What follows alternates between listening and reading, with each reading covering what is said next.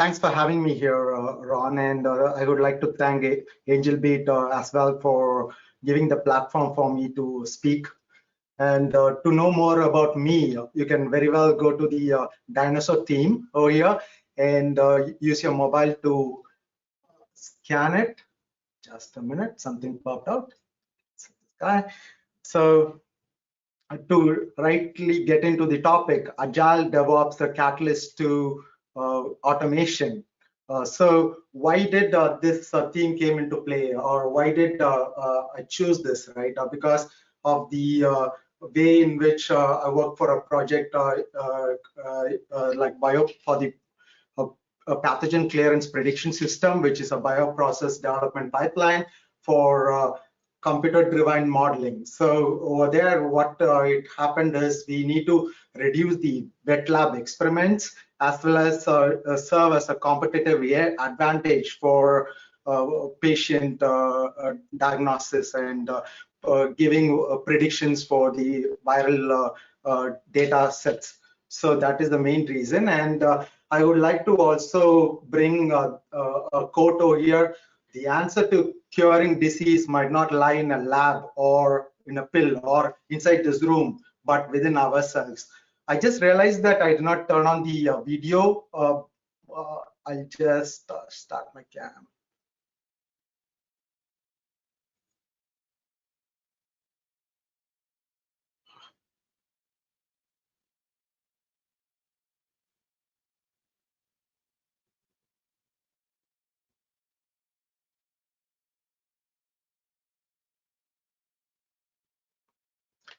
Sorry. Vinod, if we can't see your smiling face, I can absolutely refer people to your personal page. And sometimes, even if we can't show it, it might make sure that your audio and the bandwidth doesn't create a problem. I can tell you, Vinod's a very good looking man, and we're appreciative of being here, and he's always smiling and upbeat. Yep, thanks, Ron. So as you can see a bland screen, the reason is we are in a VUCA age, right, which is volatile, uncertain, complex, and ambiguous presence. So everything is uncertain. So to speak on, there will be 5 topics which I'm going to discuss on. One is on the digital enablers. So as you saw Microsoft speaking and other folks from UiPath speaking on it, right? So we're going to see how they helped us to enable that, and why Agile and DevOps. Then some success mantras to the automation, and what tool chain which we use to optimize the process and the compliance, and finally the key takeaways and some Q&A. That I'll go with the digital enablers. So diversity. So diversity is the key, or it is like a spice to our life now, because we work with the suppliers for any contractual sync up, so that we can accelerate and scale exponentially. Along with that, we have a patient centricity, which is very essential. And I did hear some topics around everyone speaking around it, especially John focusing around it. So it is very essential for us. And digital twins. So in digital twins, we used it for simulating the model in an effective way, so that we can get the predictions before it is launched to the customer.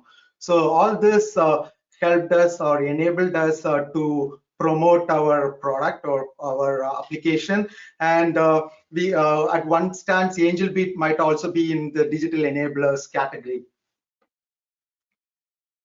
So why Agile or DevOps, right? As you can see over here, machine learning, when we take an example, there were TensorFlow, Scikit-learn, PyTorch, R. So there are multiple things like services available. The only thing is that time and effort is less, right? So we need to scale very quickly so that the concept to market is very seamless. So considering all these factors, we need to have a good established tool chain. So for that, like with the present setup, what we had is we got overloaded by all these services, all the nitty-gritty let's say third-party vendors software. So we are not sure what exactly to choose. So we are digitally overloaded, right? So our pathway got into some clumsy roadmap. I can give you one example on that is database, right? We have NoSQL. In NoSQL, there is Cassandra, there is MongoDB, there is CockroachDB, and Neo4j for graph simulations, etc., etc. Like choosing a proper database tool was a challenge, using the CAP theorem, etc., etc., and it consumes time. So for that, we thought, okay, let's have some successful mantras or automation processes established. For that, we need to understand the business, which is very, very essential. And business also has some technical depth, because there are siloed setup at some point in time. We need to understand that, and we need to have a patient-centric mindset. The second most important thing is we cannot expect to boil the ocean. We should have some tangible outcomes as our common goals. And the third aspect is the design thinking, that is human-centered design. Whatever lessons we learn, we contribute, we extrapolate around it, and deliver. So these are the key drivers for the business scenario. And the next topic is on the benchmarking. So we have three benchmarking processes.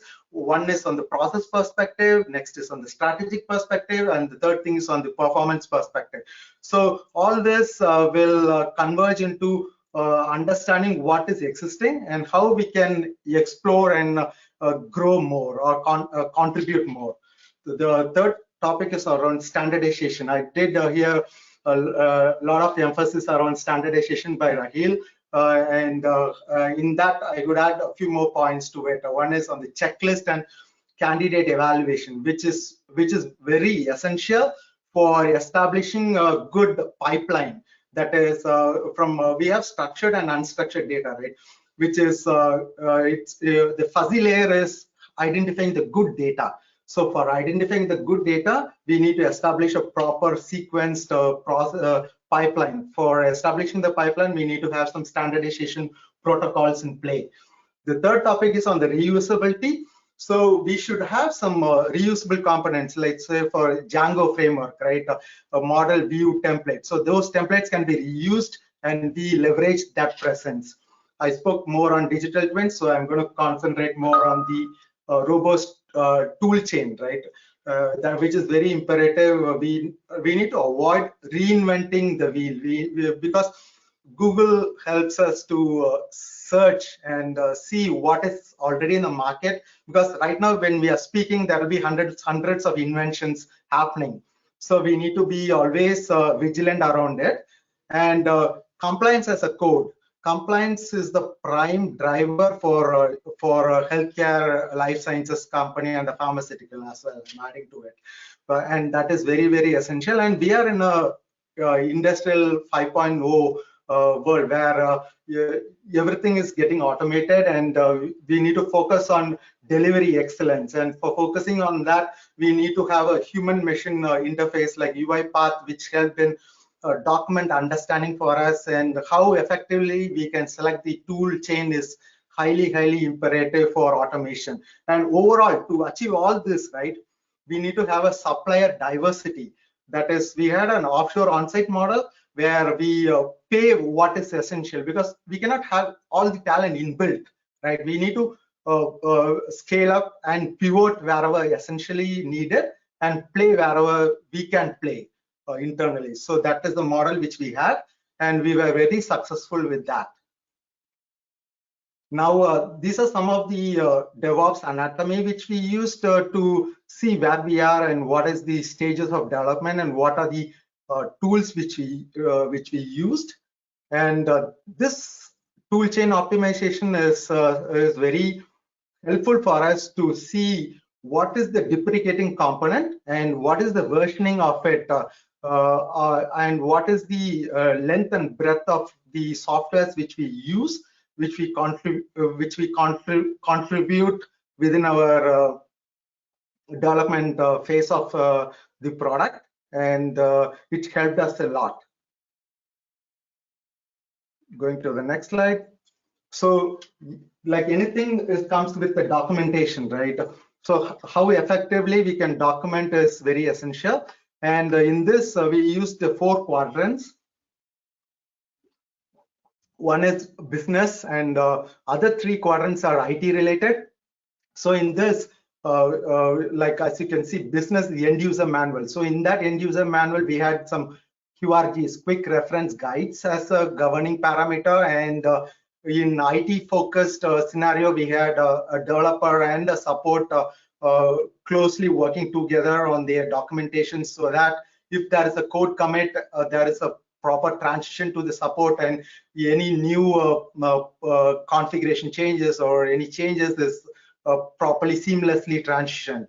And speaking on the manager's toolbox, this is for the governance, so that a proper communication channel is established, and proper stakeholders are informed. So we had a communication matrix as well for business continuity plan, disaster recovery, etc., etc. So this is the this is the model which we use for continuous documentation. And speaking around the summary or takeaways is a design mindset with a proper effective tooling, where all the story points or the relative velocity for each stories are properly captured. And when you start gathering your requirements itself, you need to start developing your tool chain. That's what we learned.